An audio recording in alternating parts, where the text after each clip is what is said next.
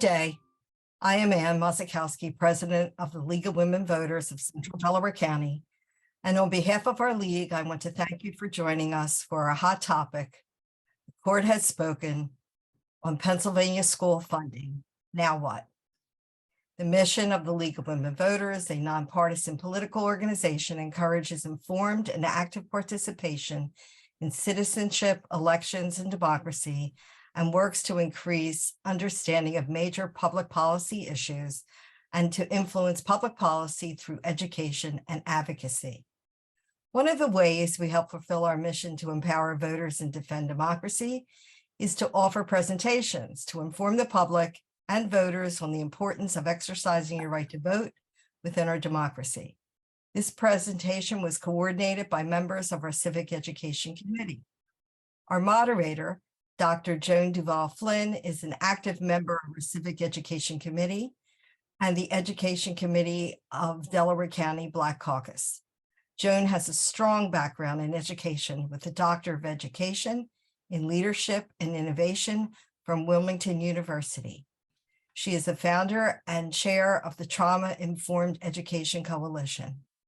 She serves on the board of Keystone Research Center. She is former two-term president and decade-long education committee chair of the NAACP Pennsylvania State Conference of Branches. Dr. Flynn advocates for equity in public education funding at the state policy level. Through her advocacy, she met with lawmakers in Harrisburg on behalf of the needs of poor and minority children and offered testimony to legislative committees. Joan will introduce our presenters and guide us to answer the question. The court has spoken on Pennsylvania school funding. Now what? Joan. Thank you, Ann. And I want to thank the people who have signed on to participate in this webinar. You have a panel of the leading workers in the field of education equity. Susan Herzenberg is the executive director of Keystone Research Center. He holds a Ph.D. in economics from MIT and has been executive director of KRC since December of '95. He's also the co-coordinator of the Reimagine Appalachia project.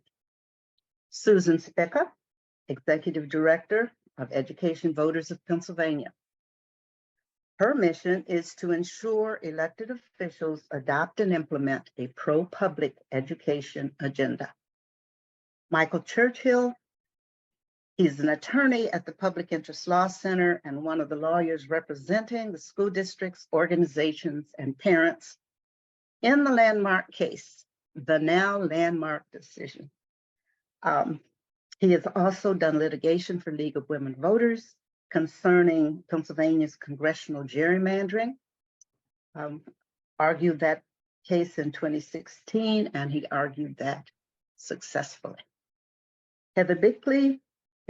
Dr. Heather Bickley is the founder of Basic Kindness. Heather's an educator with experience in education, business, and nonprofit sectors. These are your panelists. So a little background in why we are gathered to address this question. As you may all know, or some of you may not, it was back in 2014 that the Education Law Center and the Public Interest Law Center took up the case on behalf of the children of Pennsylvania. So the 6 school districts, Greater Johnstown, Shenandoah Valley, Panther Valley, Lancaster, William Penn, and Wilkes-Barre were the 6 school districts in the suit. There were 6 families, and the Association of Rural Schools and the NAACP State Conference were the litigants in the case. So after 7 years, the judge, Michael, you'll have to help me say her name correctly. Jubelier. Lubelier. Renee Cohn Jubelier. Yes, rendered her decision. And there were 7 points in her decision, which I think you should know since you are interested in this case. And once you've heard these 7 points, the panel will pick up the introduction of themselves and share with you how they're involved in this work and their thoughts on where it needs to go. So in her order on February 7th, the judge made these points. The Education Clause, Article 3, Section 14 of the Pennsylvania Constitution requires that every student receive a meaningful opportunity to succeed academically, socially, and civically, which requires that all students have access to a comprehensive, effective, and contemporary system of public education. Her second point, respondents have not fulfilled their obligations to all children under the Education Clause in violation of the rights of petitioners. Her third point, and this is the one that I found so wonderful. Education is a fundamental right guaranteed by the Pennsylvania Constitution to all school-aged children residing in the Commonwealth. Her fourth point, Article 3, Section 32 of the Pennsylvania Constitution imposes upon respondents an obligation to provide a system of public education that does not discriminate against students based on the level of income and value of taxable property in their school districts. Point 5, students who reside in school districts with low property values and incomes are deprived of the same opportunities and resources as students who reside in school districts with high property values and income. 6, the disparity among school districts with high property values and incomes and school districts with low property values and incomes is not justified by any compelling government interest, nor is it rationally related to any legitimate government objective. And finally, as a result of these disparities, petitioners and students attending low wealth districts are being deprived of equal protection of law. Michael Churchill, will you pick that up? Certainly, thank you. Those are the ultimate conclusions of the court. And I'm going to spend a few minutes talking about how it came to that. It was after a 4-month trial in which it heard witnesses from both sides. So it heard almost 50 witnesses, and ended up publishing a 778-page opinion explaining the facts that she had found and the ultimate legal conclusions that Joan just described. I was one of the team of lawyers, not only from the Public Interest Law Center and the Education Law Center, but also from the private firm of Melviny and Myers, who provided an enormous amount of support and resources for this case. The court did not actually find anything that will be surprising to anybody that has been in any of our schools. What she did was really validate what educators and advocates have been saying for years. The Supreme Court in the state, when sending the case to Judge Jubileer and ordering her to have a trial, gave her 2 instructions. One was to decide what the constitutional command to have a thorough and efficient system of public education that serves the needs of the Commonwealth means. And then secondly, to decide whether or not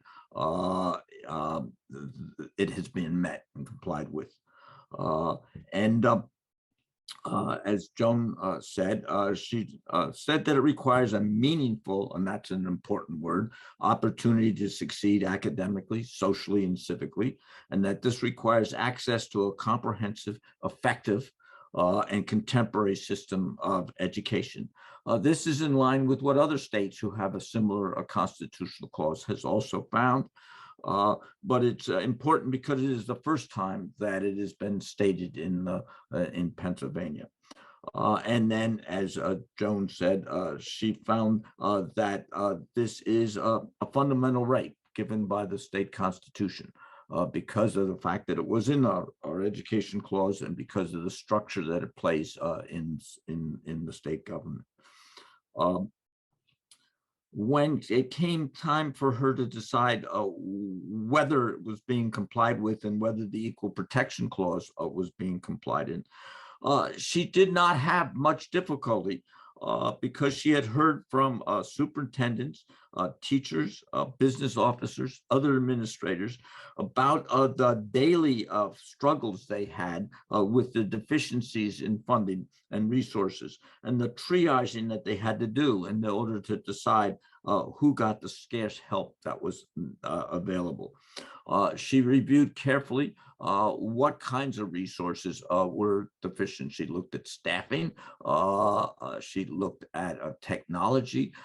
She looked at the physical facilities and resources that were available, and also in all areas, and the curriculum. She found that the districts with high levels of low-income students and low resources did not have sufficient funding. That they were having classrooms in old closets without any windows. That they were having them in hallways. She had pictures of them in her attached to her opinion. She found that they struggle to have sufficient numbers of teachers. One school district talked about having at least 10 teachers who taught two different classes in the same classroom at the same time, advanced French and beginning French, business, finance, and algebra 1, and similarly. It was like the little one-room schoolhouse still going on within someone's class. And she found that there was time after time insufficient resources to do the very basic things. She also heard testimony that from teachers and principals and superintendents who had been in wealthier classrooms that this is not what happens in well-funded schools, and where they had the resources to pay attention to children's needs. And in particular, the high number of students who come into schools with very low levels of basic knowledge of the number of vocabulary words and how far they can count, and basically problems from students who have not been having access to preschool, and heard testimony from the state that less than 60% of the students who are eligible for preschool actually receive it. Finally, she also, not finally, but she also heard a testimony from the state board and the PDE and from some of respondents of the legislature's own witnesses that there are services, interventions, programs, and strategies that can be used to reduce the achievement gaps in Pennsylvania. She heard testimony that showed that the achievement gaps between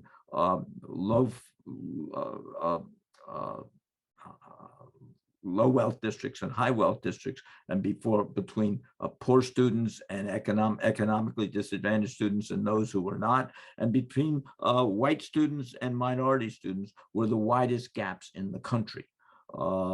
And she, as I said, heard that there were strategies that not only the plaintiffs, but the respondents had agreed would be effective in reducing those gaps, but that they were unable to provide them because they didn't have the resources to hire enough teachers to do it. She also found that it was not the fault of the low wealth districts that did not have these resources, that in fact they were paying amongst the highest taxes in the state. And Delaware County is a very good example of that. You have Chester Upland and William Penn School District, William Penn in particular, which has the highest tax rates in the state. And you have Radnor and other districts which are amongst the lowest taxing in the state. Radnor, on the other hand, has raises something like $25,000, $26,000 from that low tax rate, and William Penn is only able to raise about $5,000 with the highest tax rate in the state. That's the problem, that the state, frankly, doesn't put up enough funding to make up that difference, even though it gives the poor districts more money. They don't give them sufficient to make up the difference. And so that's essentially what she said needed to be fixed. And in the end, the opinion is highly transformative, because what she said was, you're not meeting the needs of the districts to provide the education that the state constitution says you will provide. And that is a complete game changer in Harrisburg, which is never thought, except for a very brief period of time from 2008 to 2011, when there was a formula that required the state to compute a state target, an adequacy amount of how much the districts needed, and a state target to enable them to meet that. Except for those 3 years, the state has never decided to look at how much is needed.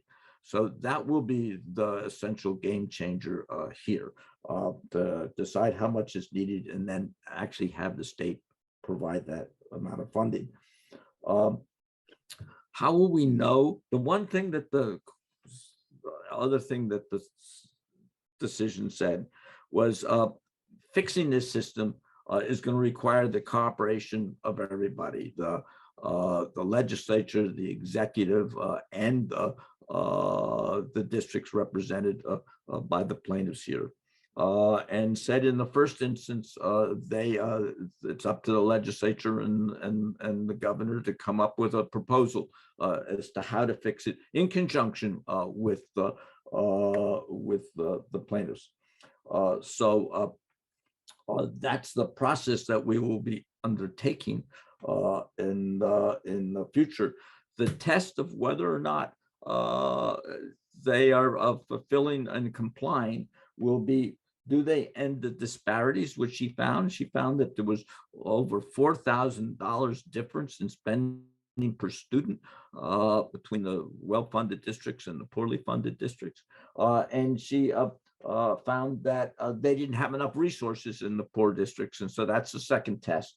Will they have enough resources to actually enable students to have the services which the state says they should be having in order to prepare students to succeed? And then, of course, finally, whether the education gaps, which are so large in the state, are being closed.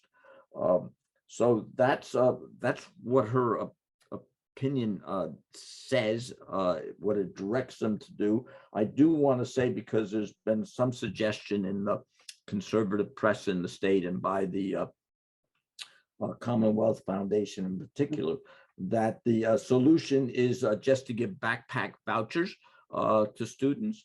But I need to point out that that would not satisfy the test that she has basically laid out. It will not close any of the gaps between the low funding and high spend and high funded districts, and it will not provide the services for the students who are still in these districts. So that that suggestion basically is just not a workable solution to the problem. The process of where the lawsuit is at the moment is that after she issued her decision, in order to preserve their right to appeal, the legislative respondents filed a motion for post-trial relief, it's called. And the court then issued them, directed the parties to file briefs and have an argument before her about whether she should change her opinion because of what they said in the post-trial motion. The oral argument on that is scheduled for Monday. And we can actually send you a link that will be on the Pennsylvania Cable Network. It's scheduled for 1 o'clock. And then she gets to write a decision, hopefully not as long as the last one, and saying why she isn't going to change her mind. And then their time for appeal runs from 30 days after she issues that opinion or that decision. The governor has reported that legislative leaders, Republican legislative leaders, have said they are not going to appeal. They don't want to appeal this case because they think they will not get any better decision out of the Supreme Court. But their lawyers have told us that no decision has been made yet, at least no final decision, and they're reserving the right to file an appeal. And as I said, they will have up until 30 days after she issues that decision. Frankly, the only issue in that is how fast they get to work and how urgent it is to stop the insufficient funding that is going on. We're hopeful that they will not appeal, just so that everybody gets full, really gets active in fixing this problem. But if they do appeal, we're perfectly willing and to respond. We're quite confident that this very thorough opinion is not going to be set aside. But we're hopeful that they are serious. They had somebody else, I assume, will talk about the Basic Education Funding Commission, which has resumed work, and in which the Republicans have said they are prepared to participate in. So I will Thank you, Michael. leave that at that point. I was thinking Susan has been walking this path for quite a while and probably can really explicate the components of the fair funding formula, its value and its disparities.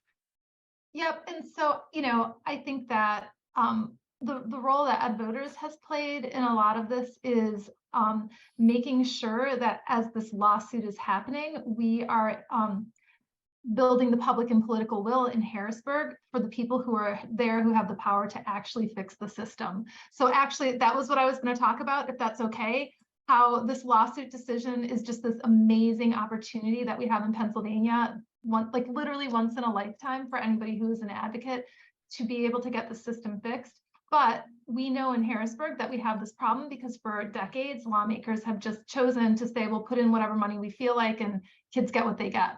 So Ed Voters is working with other organizations as part of the PA Schools Work Coalition, which is the statewide school funding coalition, to build a big and beautiful movement to support the funding that all kids need. And I have to say, 5 or 6 years ago, it was pretty easy for legislators to pit urban districts against rural districts. There were just all these different ways that they tried to divide communities. And this lawsuit has given us the opportunity to bring ourselves all together and to say, we want this for our kids. And so I'm just going to put in the chat just a little update, a little overview of our advocacy day. We did events in Harrisburg the day that the trial started, in the middle of the trial, and then we had vigils all over the state to kind of have a somber reflection on the end of the trial. And as we worked on those, worked on mobilizing that and created this big tent for people to come and join into the work, we just built this organic movement of people who care about kids that we have never seen before in Pennsylvania. And I have to say, when we had Advocacy Day, we sent out a single email, one email, and said on April 26th, we are going to be in Harrisburg. We're going to have a press conference and we need to talk to lawmakers about fair funding for schools. We had 160 people come out. I never imagined we would have this response. We had a mom from Chester Upland who said, if I can get the receiver and the superintendent to give us a bus, can we bring kids? We had a teacher from Allentown. We had kids from Bethlehem. We had parents and kids who came all the way from Pittsburgh, got up at 6:15 in the morning and got on a bus and came. And it was unlike anything I've ever seen in Pennsylvania. And we are just continuing to build the momentum. So I guess what my message to everybody who's listening to this is like, get connected with Ed Voters. I think you can, if you go to our website, you can sign up to be connected, or you can send me an email, because you want to be part of this. Like, you want to be part of this organization, and you want to be bringing people in so that we can do the work on the ground, so that all the work that Michael and the attorneys have done, that we can just more quickly and more efficiently and effectively get lawmakers to fund the system. So that, I think, is all that I was going to say for the moment, if that's all right. And I'm going to pass it off to someone else, but I'll put my email in the chat if anybody would like to, connect later, because it is a really super exciting time for all of us. And also on top of that, we can't squander it. So there's a very, very big sense of urgency that we are focusing in. And with PA Schools Work and Ed Voters, we're going to really be able to like direct people's energy to the right place at the right time to have the maximum impact. Thank you, Susan. Susan, I'm going to push on you a little bit. In the governor's budget address, he says he's putting $1 billion into public education.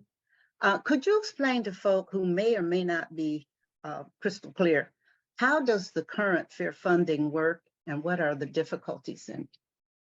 So the funding formula was enacted in 2015, and all the funding that school districts got prior to that, they get to keep in what we call their base. All new funding after that goes out through the formula to districts based on factors that are unique to each school district. So like starts with the number of students and then adds on weights or kind of like credit for students based on their educational needs. So you get extra weight if you have students in poverty, extra weight for students who are English language learners. And then it also takes into account local school districts' unique ability to raise property taxes. And so it puts it all together, and then it gives every school district a share of whatever funding is going through the formula that year based on their what they call weighted student count. So it is an excellent formula in terms of being able to drive dollars to districts that have the greatest needs. The problem is it is only used for, I think it's a little less than 20% of the funding. So a lot of the funding is stuck in what we call hold harmless, where it's just not being driven to districts in the way that it should be. And so that creates this, it creates these districts that are so far behind, because during the time when there was no formula, they didn't get the extra funding that they needed for the new student growth that they had. They didn't get extra funding for the student weights that they had, the student needs that they had. And so we have a very out of whack system where we have some communities where they are taxing themselves. I think Michael will say it like 4 times the rate, in terms of their burden as other communities. And they still can't raise enough revenue at the local level to meet their kids' needs because they don't have the property wealth. And there's like no way for them to catch up. And then there are other districts that are in much better shape. But overall, most of Pennsylvania's school districts are underfunded. So simply just like divvying up this current pot in a different way doesn't solve the problem. What we really need is what Michael's talking about. We need to have an adequacy target for each district. We need to know how much are they spending now? How much do they need to spend so kids can have the resources they need? And then we need to fill that gap. And that's kind of a new concept to Harrisburg. They're happy to have a good formula, but they don't ever want to talk about how much it's actually going to cost to educate kids. And so that's the missing piece in all of this, is that adequacy calculation for each school district. That's what the Basic Education Funding Commission is going to be meeting, and we're hoping that they will be able to start getting us moving in the right direction with that. So one of the things that people who signed up for this webinar wanted to know was how the public can help and how teachers can be involved in helping. But before we get to those 2 questions, both Stephen and Heather really have ideas about how to raise the funds. It's always the question in Harrisburg, how shall we pay for it?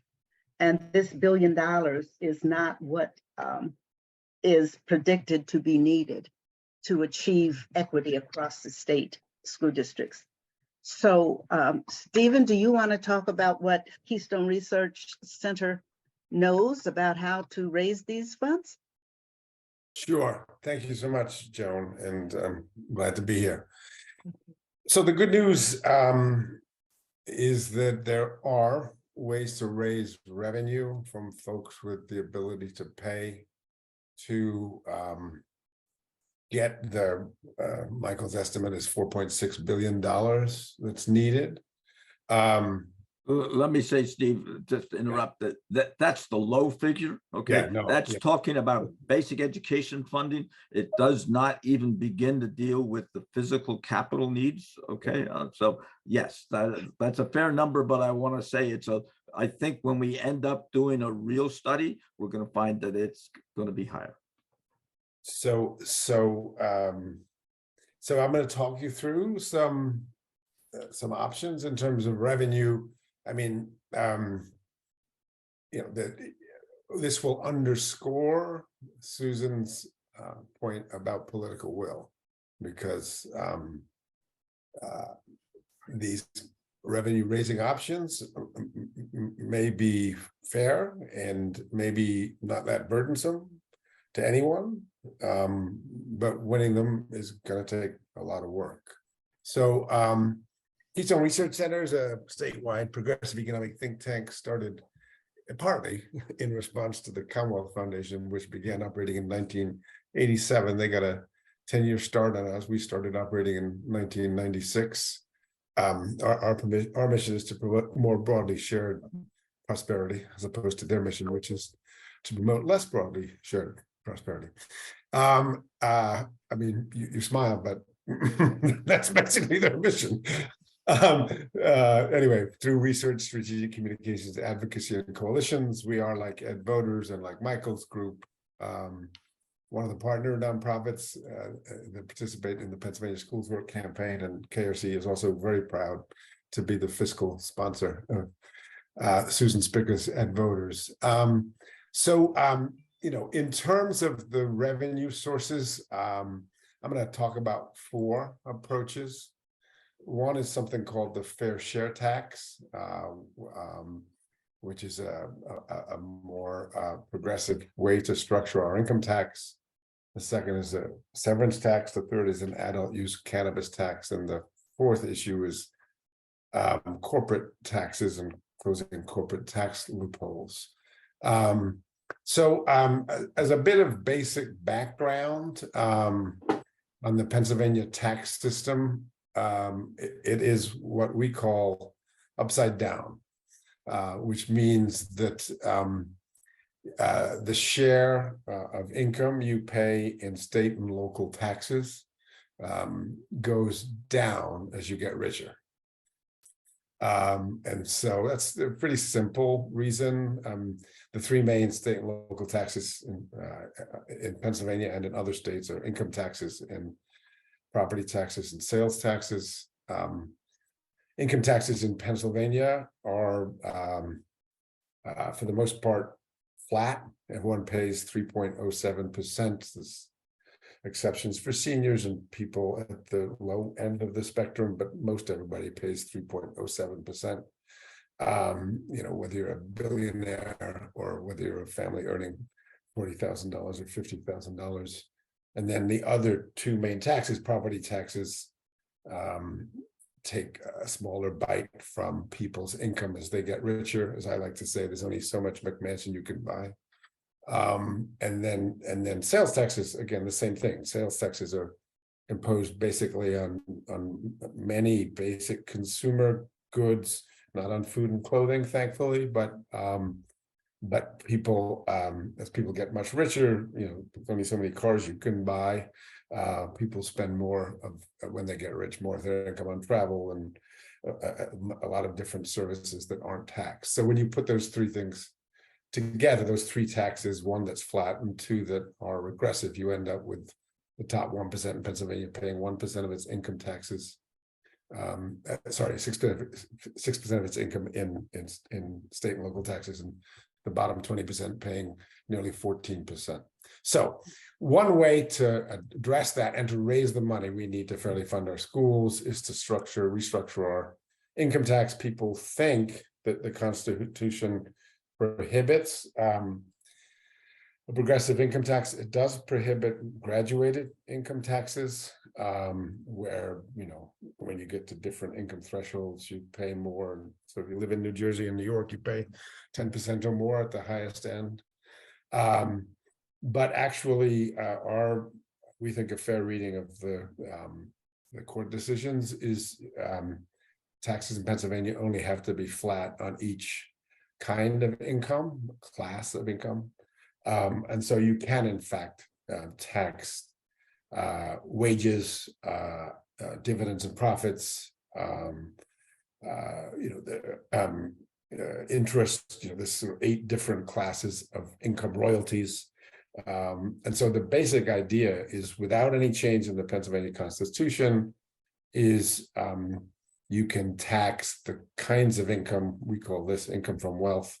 You can tax those at higher rates, and you can tax regular people's income, which we mostly focus on wages, and then interest income. You can tax that at the current rate, or you can tax it lower. So we've run the numbers a bunch of different times. The Pennsylvania Budget and Policy Center has a relatively recent update on our website. I'll put the link in the chat. If you enacted a tax which taxed income from wealth that rich people get, mostly 6.5%, and actually lowered the tax rate from 3.07% to 2.8% on like wages and interest, you get $2.7 billion a year, and more than 4 out of 5 taxpayers would either see no change in their taxes or a decrease in taxes. So that's one, very fair way to raise a chunk of the money that we need. And then, if you went higher and you taxed income from wealth at 12% and decreased the tax on income from work plus interest to 1.9%, you could raise over $6 billion a year. And even with that, you'd still be talking about the top end of the spectrum in Pennsylvania paying a good deal less than folks in New York, bordering New York and New Jersey. So that's make the income tax fairer.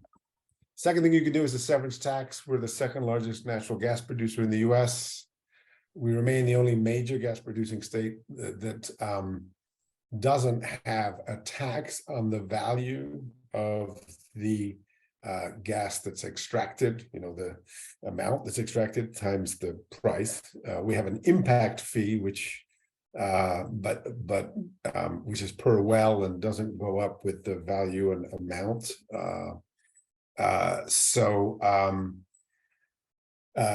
Gas production in Pennsylvania has increased 7-fold since 2011, but our impact fee payments have remained about the same. If we imposed a severance tax like West Virginia's, basically at 5%, we could raise, the estimate is in last year would have been $2 billion. So that's another helpful approach. And again, that's going to be paid actually very heavily by people from other states, because most of our gas is sold outside Pennsylvania. So a third option is adult use cannabis. 22 states now legalize marijuana for adults, including a bunch of our neighbors like New York and New Jersey. We could raise an estimated $581 million by imposing a 35% tax rate on the industry, which is a mix of a grower excise tax and a sales tax and a local sales tax. So, and then the last thing is more like the spirit of, well, it's partly in the spirit of cut it out, which is stop lowering corporate taxes. I mean, corporate taxes on a bipartisan basis, except for with a blip in the early 1990s under Governor Casey, there's been just a trend line decline in the share of general fund revenues that come from corporate taxes. It's basically sliced in half, 30% to 15%, as most of you know. The last few decades have been pretty good times for corporate profits, but again, we keep making corporations pay less of the share of what we need, even though they depend on our investment in public goods, as for example, oh yes, K through 12 education. So even in recent last year's budget cut corporate net income tax, but didn't close corporate tax loopholes in a meaningful way. This talk about further cuts in corporate taxes, at the very least, as Pennsylvania lowers its on the books high corporate net income tax, which was 10%, but is now on a path down to, I think it's 6 or 7% over the next few years, and that timetable may get accelerated.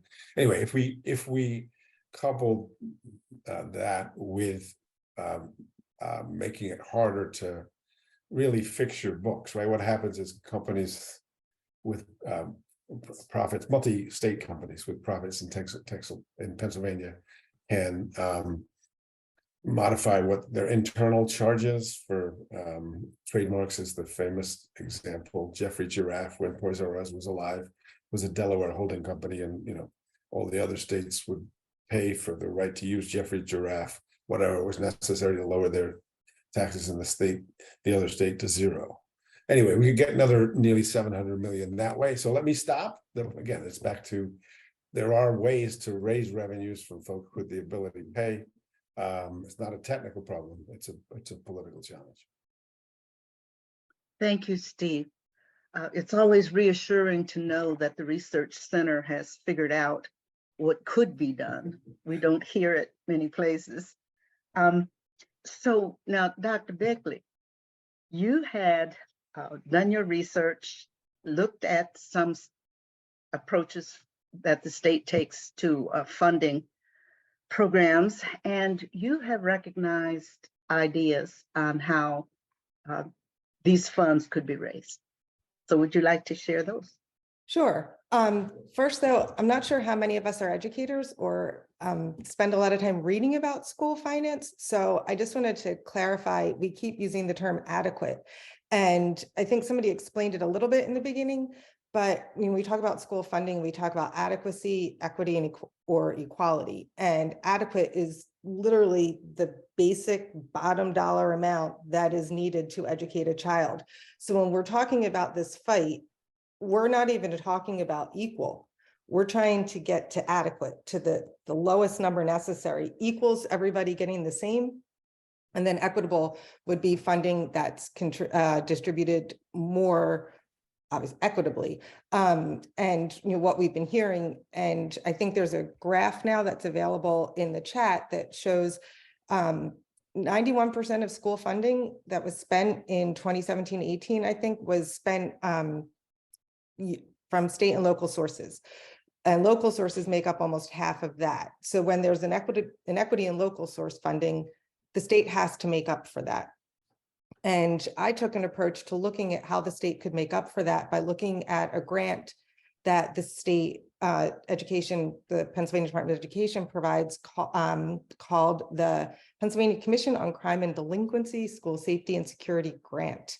It's a grant program that's been around for several years now, and in 2019 mandated that districts also implement trauma-informed practices.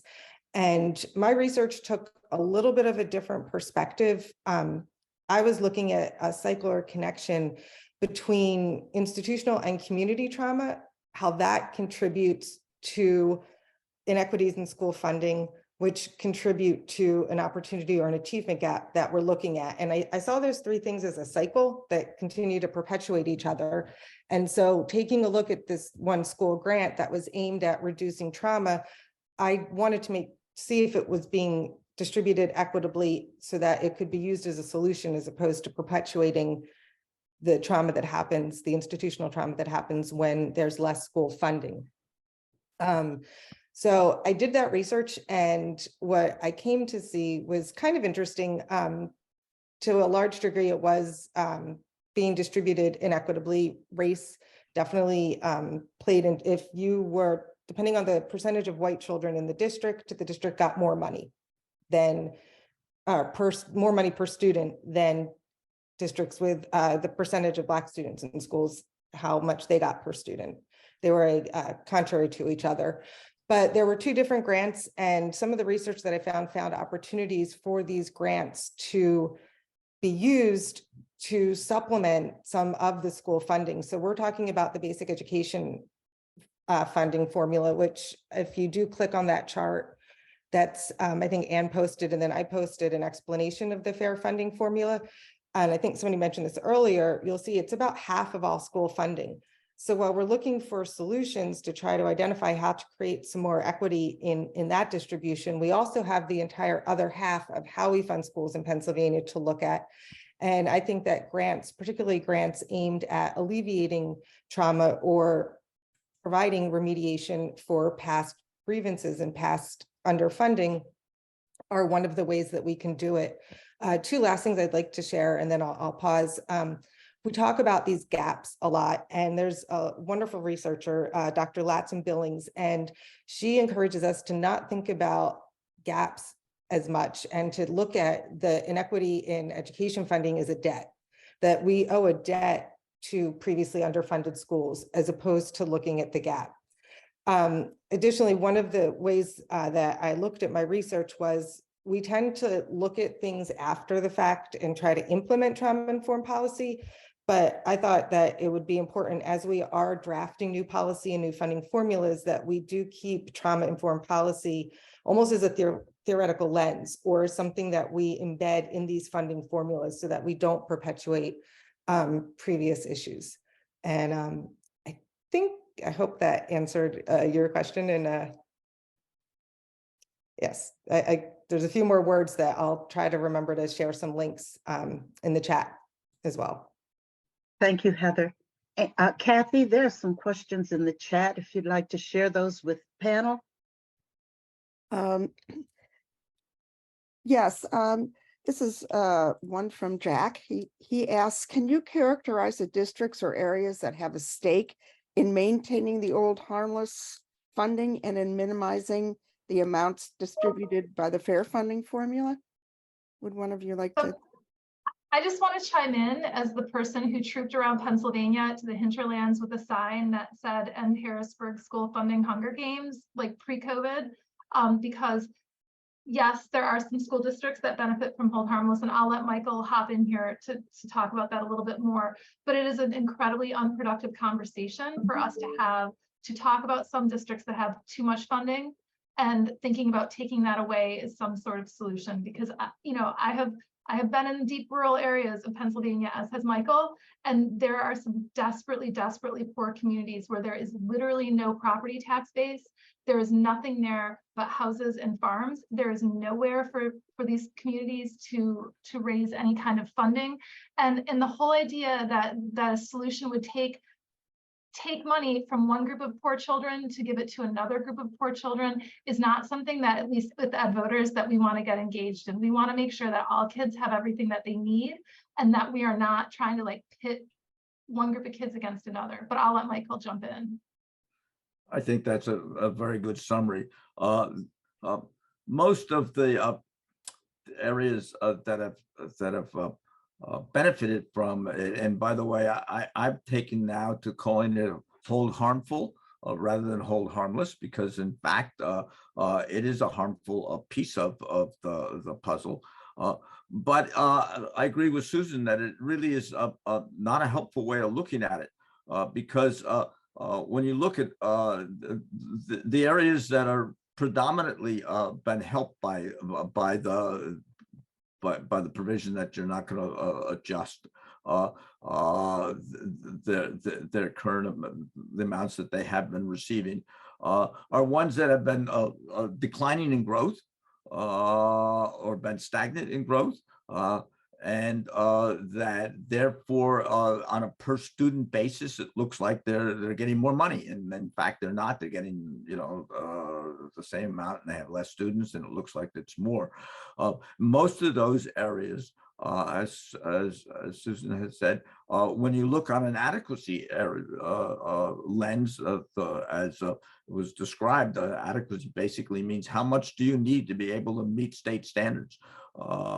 That they are they are not receiving enough. And so if on an equity basis, you decided, well, we'll take something away from them, it just means their adequacy shortfall is even larger. That's not a helpful way to fix the problem. We need to fix the problem by going directly to the question of how much money do they need and making sure they have it. So I agree with Susan that if we can get a formula that is working for what is actually needed, the inequity problem will disappear almost by definition. The alternative is not true. If we just fix the inequity problem by redistributing amounts that we have, we're still going to have a huge adequacy problem. Thank you, Michael. Thank you, Susan. I do see the question, do you think the public is clear on why we're talking about trauma-informed policy? And that is passion of mine, because what we know, trauma is a medical condition.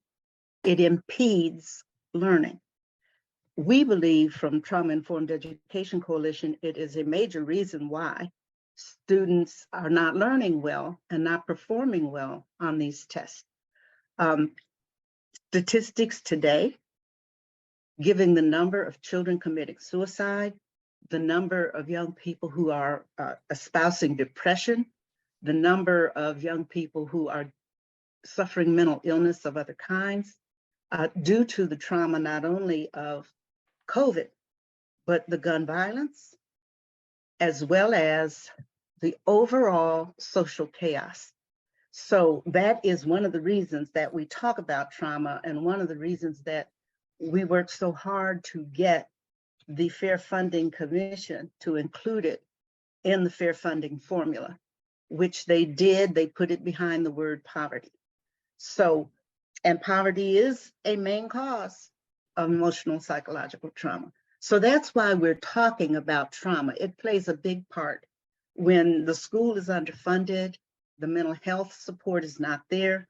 One of the things the governor promised in his State of the Union was that there was to be a mental health professional, or there was to be access to mental health support in every school in the Commonwealth. And we were happy to hear that. That's Kathy, really very important. Let me just follow up on that, if I may, for a second. The Basic Education Funding Commission has had their inaugural meeting on the May 10th, I think it was, and we'll be coming back in June and then holding hearings over the course of the summer, although they haven't yet scheduled them. This is going to be an opportunity to talk about exactly the kinds of things that Joan has raised here. What do students need? What do we need to fund? And do we need to make changes? At the moment, trauma issues are really measured by the degree of poverty. I don't know enough about it to know whether that is a fair measure or whether you need a separate one in the formula, or whether or not trauma is, whether poverty is a pretty good predictor of where you will find the most trauma needs. But that is something that would be, I want to encourage everybody to think about giving testimony on those kinds of issues as to what kind of funding is needed. Because she's right, we need to get the formula right as to how we distribute the money, as well as to how much money is put into it. I think from most of the superintendents I've been talking to, they're more focused, frankly, on getting more money into the formula now rather than changing how it is distributed. But if that's important to make sure that we get it right, this is an opportunity to do that. And to remind them, again, that the full funding is necessary. A good formula isn't any good if you're not putting the funding into it. And it's just an abstraction. And unfortunately, that's been part of what we've had for the last 8 years. And we need to make sure that the commission is a good chance to for the public to basically tell the people in Harrisburg they've got to get real and have the courage to do what is necessary. What has been missing is their fear that if they have to have a formula that actually has a number that reflects need, that they will have to raise taxes. That's their big fear. They don't want to be responsible for it. And Stephen has told them ways that they can do it that would be fair and have a less impact on most voters than just raising the current rates. But it is that fear which has prevented them from taking the very basic step of saying, how much do our schools need, and let's give it to them. And there you have it in a nutshell, the fear of having to raise taxes. That's why I so appreciated Stephen from Keystone Research talking about ways to raise funds that would not put them in the position where they have to raise taxes. There's a concern here. Mental health is not a school counselor. Yeah, we are trying to work with Delaware County Council to do some trauma trainings for the public around Delaware County to help them understand the issue of trauma. School counselors have training in certain things that would mitigate a child's traumatic experience. They are not therapists. They're not licensed to do therapy. That is not their role. But what they do is hold friendship groups and anger management groups and different sorts of social skills that they can help a child do. And the other thing they can do is refer the child into the kind of mental health support that the child needs. So we hope that the governor's plan to have mental health access in every school in Pennsylvania comes to fruition. Kathy, do we have other questions? Yes. I'm asking this question. How did it happen that this is the first time that it was found that education is a fundamental right in our Constitution? Hadn't any cases been raised about that before?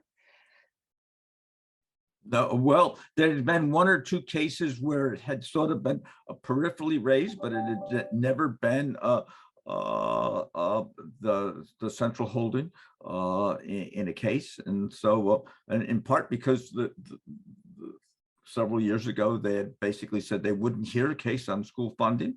That had to get reversed. That's what the Supreme Court did in 2017.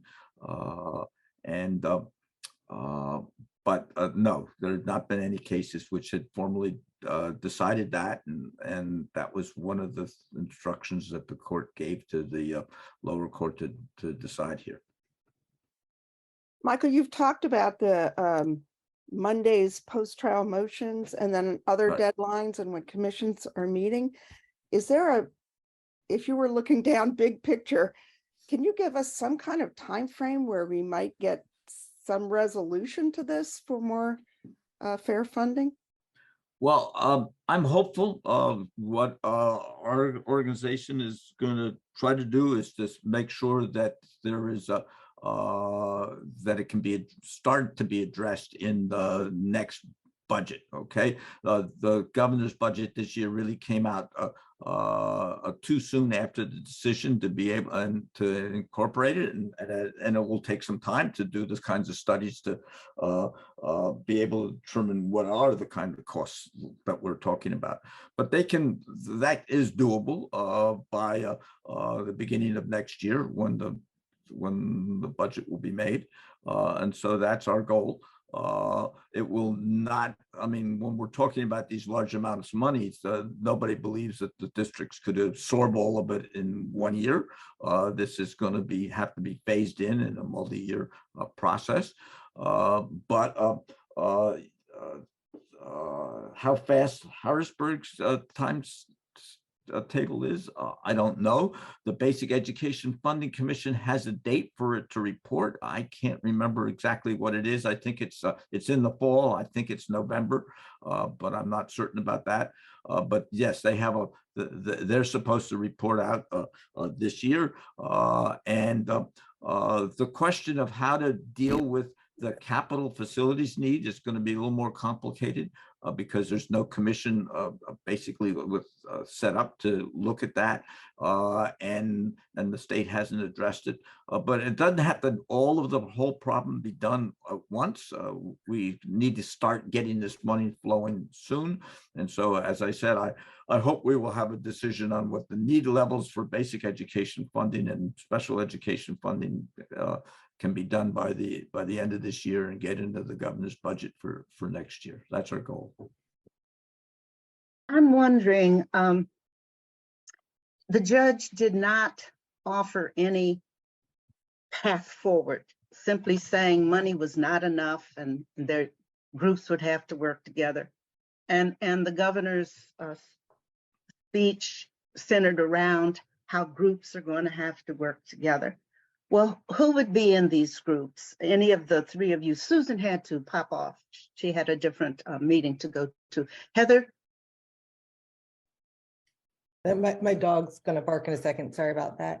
But I'm glad that you mentioned that, because I think even larger than groups, I think something that's important to not lose sight of, and I know these words get tossed around a lot, but this is a systemic problem. So it's one thing, it'll be wonderful when we do come up with a formula, we can create more adequacy and equity in school funding, but that's not going to address the other issues in the communities where children are historically attending underfunded schools, and some of the cycles that contribute to the lower tax base that contributes to the underfunding that continues that. And I think that's a key place where groups come in.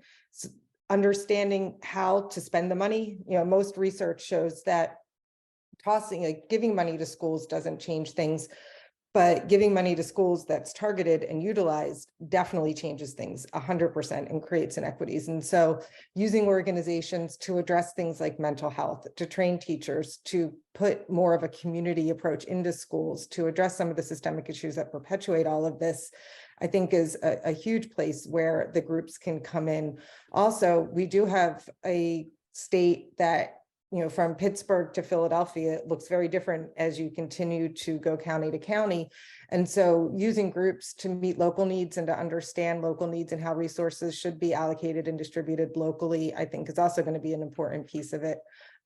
So I could probably keep going because of all the different areas where I think groups and organizations can be a part of this, but I think I've gotten my point across a little bit, and I see the time, so I'll pause there. Well, let me answer. Formally, the decision making is going to be done by the legislature, which is elected representatives of the people and the governor. They pass the laws that in the end incorporate this. They have set up this basic ed commission, which in its previous time went around the state, listened to people who basically signed up themselves, self-nominated, and asked to be heard, and will provide an opportunity for persons who have an interest in this to at least address the people who will end up having some role in making those decisions.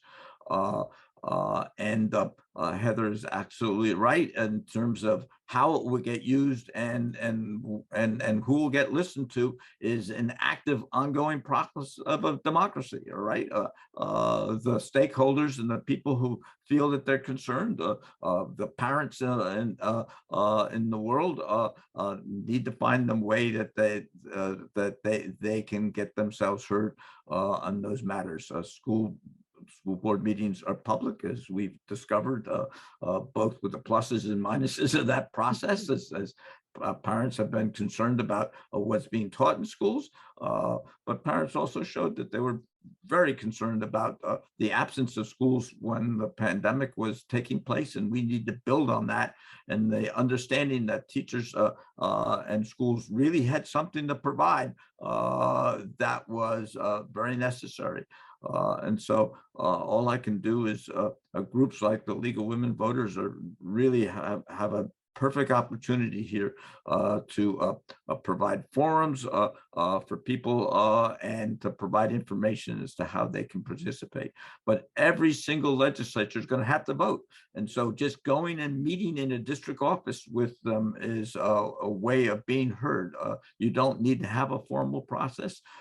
Sending postcards, organizing around particular issues in where you can get others to join with you. PTAs themselves having meetings to say that these issues are coming up and that should be addressed by their school board. All of these are options, and it's really our own imaginations that need to be stretched so that we find more ways of communicating. The final question that I would put to those of you remaining, and I think you've answered it actually, how can the community get involved? How can teachers get involved? And that's by doing just what Michael just said. And if there's a way to find out the schedule for those hearings, any of us could check with our state rep or our state senator and ask for the schedule for those hearings. They can find it for you. It hasn't been made yet. Okay. That's one of the things that is probably going to happen at their next formal meeting, which I think is June 10th. But yes, and that's a good job again for the league to publicize what those hearing dates will be and begin to get people knowledgeable about those opportunities. Kathy, were there any unresolved questions in the chat? There was one for Stephen, I think, and then we can wrap it up. One person commented, I appreciated the 4 different kinds of taxes that Stephen talked about.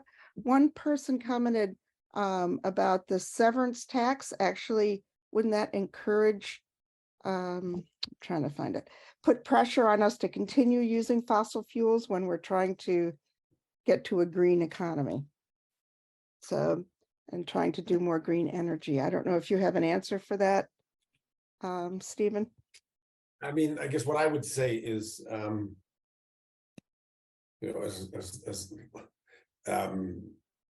as long as we're extracting that gas, we might as well get, the revenue from it, just like West Virginia and Wyoming and Texas do, right? That's what I would say. Does it? I think the battle over climate is obviously very complicated, but I think one thing that Joan mentioned in our introduction of me is that I'm the co-director of something called Reimagine Appalachia, which is a 4-state climate action campaign in Pennsylvania, Ohio, West Virginia, and Kentucky. And I guess we feel like since that started in 2020, I mean, there's been real progress around really leading with jobs when it comes to climate action. It's sort of the bad news is we have to invest massive amounts in reducing carbon emissions.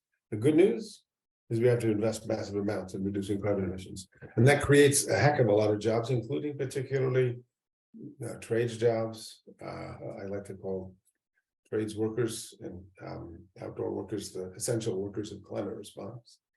And so I think the politics on that issue or on climate are fluid. So I think the way to wean the politics of Pennsylvania from being very pro-fossil fuel, which it has been, and the labor movement has been, is to help people see in very concrete ways that a carbon transition managed with the right policies, including with good labor standards, leads to good union jobs, that can help us overcome the divide between environmentalists and unions and blue collar people. So I understand the question in terms of, if we get revenue from natural gas, that we then addicted to it. I think we need to win that battle, and we're going to win that battle because we have to win that battle on its merits